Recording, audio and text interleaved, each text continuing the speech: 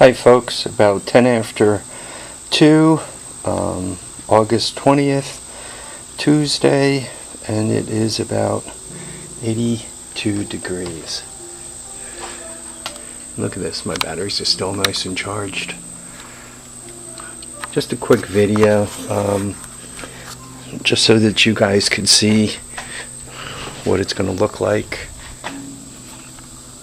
I took the one off the truck and put it out there, and the tarp I was using, if one could call these blue things that you get at Harbor Freight tarps,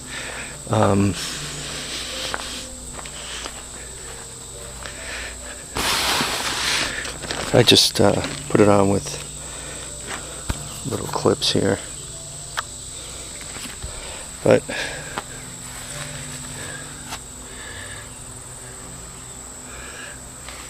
once again, I'm not putting anything underneath it. I just put it up like this to kind of illustrate what I'm up to. My lean would be to use, if they have the right size, kind of the white tarps, so that if you're in here, you can see. So there's enough space to see, or enough light to see. So yeah, my own little homeless shelter for when the wife gets pissed off at me for bringing all this crap home. I'll get to live out here with it underneath this. I mean, I think this support, I don't know, I think this is 6, this dimension, I don't know, can we get it? 6, and I think that dimension is like 8. So it supported enough, and if you have enough of an arc on it where the water will run off, and if you got the water running off, from a snow point of view, right here, right in the center, you can put some snow weight. So if I were making a shed out of this, I would probably put a center beam down it, and then here where this arc is, perhaps a secondary beam across, and then you know, go down, and that'd be the front door, and obviously do the same with the back door. So just a few assumptions. What would it cost to make a shed out of this? If you figure for 8 foot across, right, which means I need 3 sheets of plywood, and 3 for the floor, let's say 4, 5, 6, 7. Plywood's about $20 a sheet, so 7 times 7 is 7 times, it would be 7 times 20 is $140. And then 3 of these guys, call it 75, which takes me to 215, and then 2x4s for the base. What am I going to need? If it's 12 foot, I think I need 9, 10, 11, 12, 13, 14, 15. Let's make it 20 at $3 each is another 60, plus the tarp for the top. Looks like for $300 you can have an 8x12. You can have a 8x12 on this. That's not bad. I've done a few measurements, like with the bikes tight against each other like that. This is 8 foot wide, and this is that's 6 foot, give or take. A second set, so 6 of them would go in an 8x12. One would have to set it up so this one was by the door, so you roll this one out first, and you could get those 2 loose, and the same for the other side. So anyway, kind of thinking out loud as I'm doing this. Sometimes what I'll do is I'll go back and look over my videos and see if what I'm trying to do makes sense. For simple rain, I mean, assuming that you tie it down enough so the wind doesn't blow it away, you know, these are relatively sturdy. Rain won't collapse it, but with a snow load, you might be able to push this down, especially with the wind kicking it back and forth. With the snow load, you might be able to break it, or possibly the bouncing might get rid of the snow. I'm not sure about that. I'd lean on bracing it. Here where I live, I'm really pushing it with these shelters I got set up. So anything else I build, I really have to do it with the eye that if the man comes down the driveway, I'm gonna have to be able to get rid of it quick. Unfortunately, that also means everything inside of it becomes unsheltered. Something else I'm looking at, and a matter of fact, for the flea market on Sunday, I have a friend of mine who had a ladder, an aluminum ladder, damaged when a tree came down on it. So here's what I'm thinking.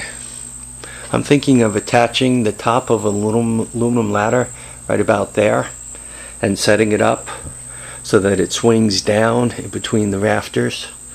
You put it up fine, you swing it down, which is good, and then having a little platform up against the wall that also swings down. So you swing it down, it's up off the floor a little bit of a platform, right? Then the ladder swings down from the top, and you could go upstairs, and I could start making a little better use of the loft. There are a lot of things that can easily go in the loft that would be fine up there. The tires are a bit heavy, and I really don't want them to dry out. The plastic, it gets hot enough up there where that stuff could wilt. So that's not what I would put up there. But I have a load of empty gas tanks that are slightly rusty, and maybe they can be brought back, or maybe they could be used in the future, or maybe my sons, when I die, will put a dumpster right out there. And here, in between basically the tug and the building, and then you can unlock that loft door, and you could throw everything right into the dumpster. So kind of a bad thing to say, but you know, one does not know how much time they have left. Perhaps put some of the seats up there. Because it's driving me crazy. I really got to do something to make some space to get functional. And I can't have, I mean, like this pool pump, great thing if my basement's flooded and I need to pump it out, but it's in my way. Why? And that pool pump should be upstairs. Some of the lighter motors, I don't think I'd put the cast iron guys up there, but for some of the lighter motors, they could go upstairs. Even like a mower deck like this, it's heavy. You pick it up and try to move it, it's heavy. But from a pounds per square inch point of view, if one, puts it like where the building, one of the corners of the building up against the ends where one doesn't want to put it right in the center of the building, perhaps like right there, but perhaps toward one of the ends, where the building's strong, like over there perhaps, it'd be a great spot for it, just to kind of bury it up there. About this place, I would like to, the walls have Tyvek, that plastic stuff that breathes, and then it has siding over it. What's the R value? The R value is something. It's not much, but it's something. I figure if I could get those foam panels, those reflective foam panels, and put them up on the roof or up on the ceiling, that basically create a vapor barrier, which is now a heat barrier, which means if I fire up the propane heater or the infrared propane heater, once again, assuming there's enough space in here where I don't blow myself to hell, it should be able to keep heat. The sun also, when it's lower on the horizon, quite a bit of it comes in these two doors. I've actually worked outside, or worked right in those doorways during the coldest time of the winter, and if the sun's out, it's really not bad. You actually get quite a bit of warmth. Even if I create one of those plastic, I'm going to call it a plastic door, basically a frame around the door, and put clear plastic on it so that when I open up the garage, the sunshine could come right in. That probably would be nice too. It'd allow light, allow some heat in with the infrared heater somewhere around, get the place up to 55 or so, and I think I could survive in here and actually get some work done when the cold weather comes. All right, well, you guys have listened to me ramble and plan and think enough. I got kind of another one of these busy weekends planned. See the ladder, the way it is now, comes down to this platform. Well, picture the ladder with the ability to fold up, and that platform having the ability to fold up against the wall. Also having that platform a lot closer to the floor so I don't have to haul myself up. That's the concept I'm thinking of. I'm thinking about putting it over there. Anyway, this weekend is kind of booking up, becoming a little bit full.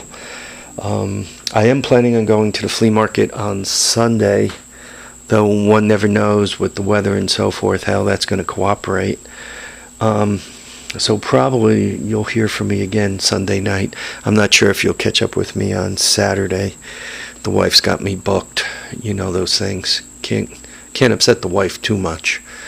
And then Sunday, Monday, Tuesday. Next week is actually a 4-day run at work, and it's Labor Day weekend. So my wife's sister's coming up, and I have to work all 4 days. So next weekend's going to be a real joy. Depending on the weather, on Sunday, I might leave work a few minutes early and hit the flea market on the way home. I kind of don't like doing that because I find myself too tired, kind of in a super tired mode, and then it kind of takes me till Tuesday before I get my feet back underneath me because I've overdone it. But we'll see. Sometimes one has to push it a little bit. And the week after that, I am furloughed. The 3-day run after that, I'm furloughed. I'm coming into a 3-day, then a 4-day that I have to work the whole thing, and the one after that, I'm furloughed. I'm off. So, in the furlough week, I would really like to get some scrapping done. Maybe 2 loads. Try to get 2 loads of scrap done. Try to, get my winter dream buildings done. Try to get this stuff moving. So looks like I'm going to have to make another run at fencing. I'm going to need another 4 of those. Shoot. Something to look forward to, eh, guys? All right, folks. Live, love, and have a great time. We'll catch you on the next episode of The Horde. I really appreciate to all you folks that watch my videos. I really love the folks that comment on my videos, and really love the folks that do all 3. They watch, they comment, and they subscribe. So please do all 3. Thanks, guys. Take care now.